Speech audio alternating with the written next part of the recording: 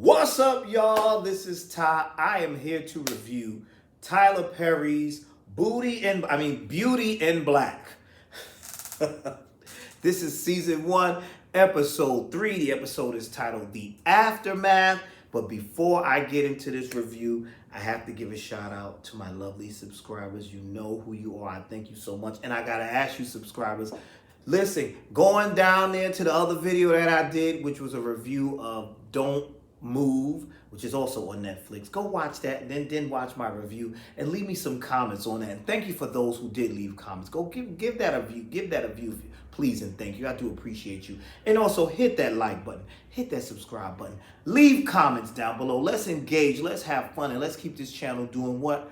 Going and growing. Now, let me give a shout out to these folks. Shout outs to Kryptonian Black. Shout outs to Saxton Heights. Shout outs to Lamont Simpson. Shout outs to June BLC. And shout outs to Miss Butterfly Jam 1978. She left some nice comments on my first review of Beauty in Black on episode 1.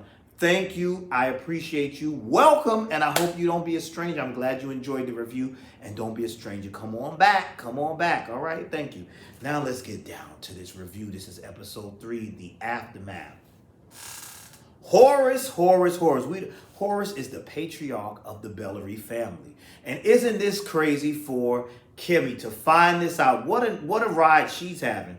First you getting her mistreated by Roy. Then we find out that Roy is the husband of Mallory, who's the woman you're trying to get this scholarship from in the contest in the Beauty in Black. And then you find out and you meet his daddy, Horace, who's a closeted homosexual.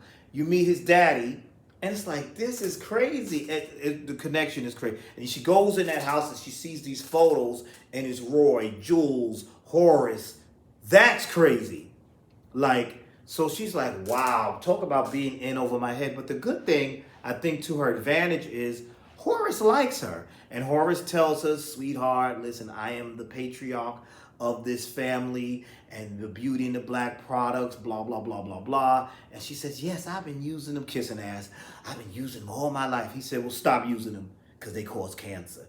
Then he also mentioned to her that he has cancer, that he has prostate cancer. He said, that would be my karma. And he said, who would have thought? But he said, it's something special about you and it's something different about you. Then he also told her, he said, listen, dear, take this money. And he said, and also, I want to see that angel again. I said, oh, shoot, and he said, but that MFer stole my watch. Get my watch back. Angel out here stealing watches from a big dog. He don't know what he's doing. He said, I want my watch back. Get my watch back from him. You keep the money. Take that trunk that belonged to one of my employees. Take that trunk. Go get my money. Go get my watch.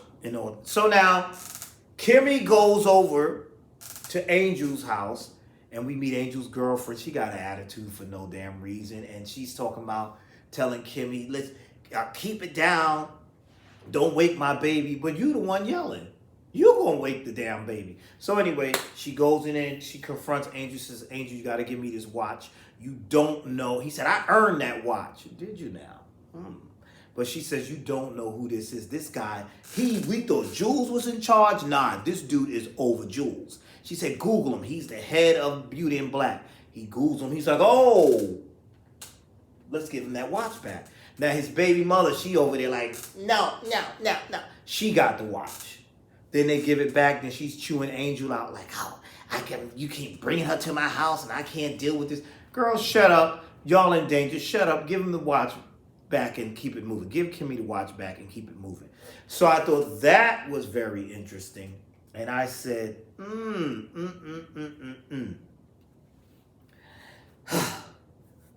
But then we get to meet a new character. And this is Norman, a new character we see here. And I'm like, okay, they introduce us to Norman. And Norman is upset. This is played by Richard Lawson, and he's upset. He storms into that hospital. Where is she? Where? And he got a flex, and I cracked up at this part. I paid for the wing. My family paid for the wing of this hospital. Y'all better save her. I want to talk to the chief now. Excuse me. Your wife has been run over twice. First of all, she jogging in the rain at night in the middle of the road. I don't care if it's a private road. Who does that? And she's an older lady. What is she doing? She got ran over twice, body bent up like a pretzel. And she was put in the back of a car. Car was towed. She was found in Indiana. You just be grateful that this woman is still alive. I'm with you, Lamar. How the hell is this lady still alive? Because they ran her over twice. You just be great. And y'all ain't recognize Aunt Ina? Come on. So he is hot. He's pissed off. But I'm cracking up because this whole thing of, I donated to this hospital, so you better save her. One don't have anything to do with the other. Can we save her? You donated to build the West Wing, but the wing ain't what's going to save Aunt Ina or your wife Ina. But that made me laugh because I'm like, that's him just flexing his, I'm such and such, and you better do it now. Okay, relax. But Norman is pissed the hell off. Then we see another scene where he's in church and we meet Olivia, played by Debbie Morgan, from All My Children. Angie, I still call her Angie all these years, and she's been in Power in a number of things. And she's like, what's wrong, Norman? And Norman's like, if I find out that my brother's hiding something, I'm taking everybody down, damn it. I said, oh, shoot, he mad. He mad. So what does this do? This causes Olivia to go over to her son, I believe his name was Charles, to his house. And she goes over there and she's like, pulls up, and it's a bad, nice house. That's a house I like. The glass, everything. Only thing I like, curtains, because I don't need you seeing what's all up in here. But anyway, she pulls up, and her son is getting it on with a man. So this is her gay son, Charles, and he's banging out some dude, booty all out. I said, here we go. Did we need that scene? We could have did that without that. And then he don't have no respect for himself. Where's the curtains at? But not only does he not have respect for himself, he don't have no respect for his mother. Your mother come in here hollering and yelling, boy, and you still having sex? Who does that? He did not stop. He was in motion, and then she says she had to slap him and get your naked tail out of here. And the guy's still sitting there. She said, oh, she read off his address. Do you want him to know who knows his address? And then the guy left. And then she said, let me ask you something. She said, what kind of kids have you got? Cocaine over here? She just so disappointed. She said, let me ask you something. Were you driving down the private road last night? He said he was driving. So she checked the cars. And then she's like, okay, we got to see what's going on. Was it you or your brother? And then we see a scene where, I forgot this part. Norman was so distraught, he's talking to Jules. And then Jules called Mallory and told Mallory, I know who y'all hit. And Mallory is trying to front like, I don't know what you talking about. Hit who? What you talking about? What? She turned to Scooby-Doo. What you talking about? Hit who? And then he said, this is a secured line. That was Ina. And she said, oh, the bitch is old anyway. She about to go meet the king anyway. She ain't going to last. Who cares? Just cold-hearted with it. Cold-hearted with it. But you know, Norman's on the warpath. He want to know who did this. So that was that scene. And then we get to something very interesting here. Body and Daga decide to confront Kimmy at Kimmy's motel apartment, whatever. We're going to take you out for breakfast. That's what they told her. And she said, look, I'm not going to say nothing. Jules already told me not to say nothing. Well, we just making sure. And this was an unnecessary beatdown. And I was upset because she acting all scary again. Please, I hope as this show progresses that Kimmy grows a pair. Because this is getting on my nerves. It's getting on my nerves. She gets beat down. They beat her up.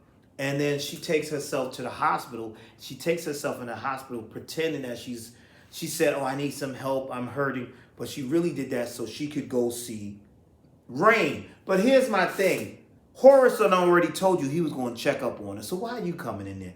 But now here's where it gets really interesting. These unprofessional nurses or whoever at the hospital, they're so rude. When she says, I'm here to see Rain McMillan or whatever Rain's last name is, they start laughing. What kind of unprofessional what is this? They start laughing.